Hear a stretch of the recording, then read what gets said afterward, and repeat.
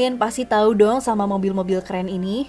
Yes, ini adalah Ferrari, Lamborghini, Porsche, dan mobil listrik yang lagi beken akhir-akhir ini, yaitu Tesla. Tahu gak sih sobat finansialku, siapa sih orang yang bawain mobil-mobil kece ini masuk ke Indonesia? Ya, dialah Rudy Salim, seseorang yang jadi crazy rich gara-gara jualan mobil ini.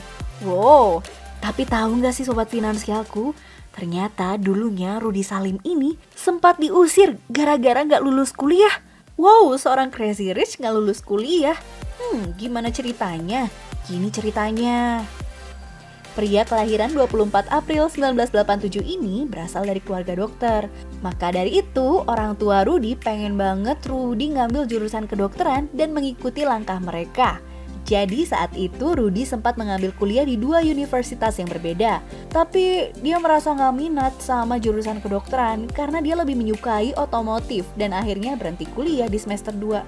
Sebagai sogokan, orang tuanya mengiming-imingi akan membelikannya mobil Mercedes-Benz jika mau kembali kuliah kedokteran.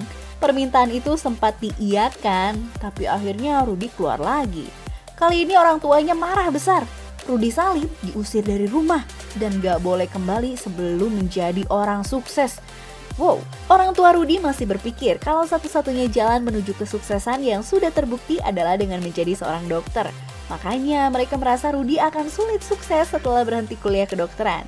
Tapi siapa sangka kalau hal tersebut jadi pemacu Rudy untuk bekerja lebih keras lagi sampai di usia 19 tahun. Ia sudah mulai mendirikan bisnis pertamanya. Dengan modal uang hasil menjual mobil yang diberikan oleh orang tuanya, ia memulai bisnis bidang pembiayaan. Masuk ke perjalanan karir di dunia entrepreneur. Rudy Salim memulai bisnis bantuan pembiayaan mikro berbasis online dengan nama Excel Trade sejak usianya masih 19 tahun. Saat itu ia memanfaatkan platform Kaskus untuk mencari pelanggan dan menawarkan jasanya. Jadi bisa dibilang ia adalah salah satu pelopor usaha fintech atau kita kenal dengan financial technology. Rudy Salim bercerita bahwa ide awal usaha pinjaman mikro berbasis online ini ia dapatkan dari pembicaraan dengan temannya. Saat itu kawannya bekerja di perusahaan dealer elektronik. Mereka kemudian mengobrol secara detail perihal simulasi cicilan dan sistem pinjaman untuk transaksi barang elektronik. Tapi bisnis ini tidak berjalan dengan mudah. Rudy sempat ditipu berkali-kali karena kurangnya pengalaman yang dimiliki. Kala itu, banyak customer yang sengaja membuat identitas palsu untuk melakukan penipuan. Bahkan ada juga sindikat pemalsu kredit yang membuatnya rugi belasan juta. Meski saat itu ia mengaku sempat sedih, tapi ia menjadikan tiap kasus sebagai pembelajaran. Kemudian melakukan pembenahan sistem, sumber daya manusia, tracking, dan juga proses verifikasi peminjaman.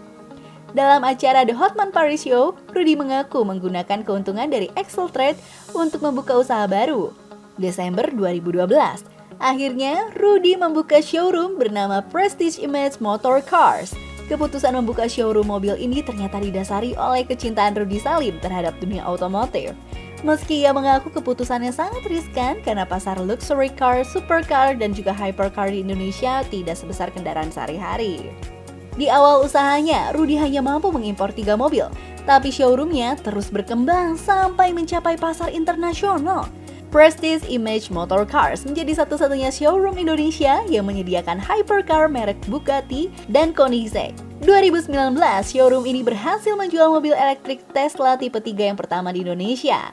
Berkat usaha mobil mewahnya, pengusaha yang kerap tampil dengan brewok ini kerap diliput media bersama pejabat dan juga para artis. Padahal dari sekian banyak usaha yang dilakoninya, bisnis ini merupakan sektor dengan keuntungan paling tipis.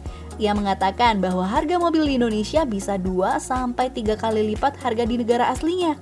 Ada banyak dokumen, izin, dan pajak yang harus diurus sehingga margin keuntungan sangat tipis agar produk bisa dijangkau pasarnya. Salah satu gebrakan yang dilakukan adalah Prestige Motor Cars membeli sebagian saham Renault Indonesia pada Desember 2020. Ia pun kini berstatus sebagai direktur perusahaan otomotif asal Prancis itu. Ekspansi dan diversifikasi bisnis. Dalam setiap wawancara mengenai biografi dan perjalanan karirnya, Rudy Salim selalu menekankan diversifikasi. Maksudnya adalah jangan sampai usaha dan seluruh aset terfokus hanya untuk satu bisnis. Sebab katanya, Karena kalau misalnya usaha tersebut mengalami penurunan, artinya perekonomian menjadi tidak stabil. Dengan melakukan diversifikasi di berbagai sektor bisnis, ketika salah satu sektor sedang buruk, usaha lainnya bisa menambal kekurangan tersebut. Kini Rudy mengaku bahwa ia tengah menggeluti sekitar 12 sektor usaha, mulai dari IT, properti, restoran, retail, otomotif, waralaba kopi, kue artis, rental mobil, event market, agriculture, resort, dan juga entertainment.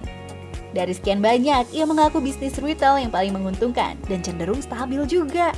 Untuk ekspansi bisnisnya, ia juga banyak menggandeng orang-orang lain. Misalnya, aktris Luna Maya untuk usaha kue Castera Castella, Raffi Ahmad di rumah produksi RA Pictures, Robert dan Robbie Leong di usaha parfum, dan masih banyak lagi. Dan baru-baru ini Rudy Salim bersama Raffi Ahmad dan juga Doni Oscario dikabarkan mengakuisisi klub Liga 2 Cilegon United. Apakah kamu sudah mulai terinspirasi dari kisah sukses Rudy Salim? Bagaimana pendapat kamu dengan kisahnya? Coba tuliskan jawaban kamu di kolom komentar ya. Jangan lupa bagikan juga kisah inspirasi ini pada teman-teman kamu sekalian, agar inspirasi ini gak berhenti di kamu aja. Sampai bertemu di video berikutnya. Bye-bye.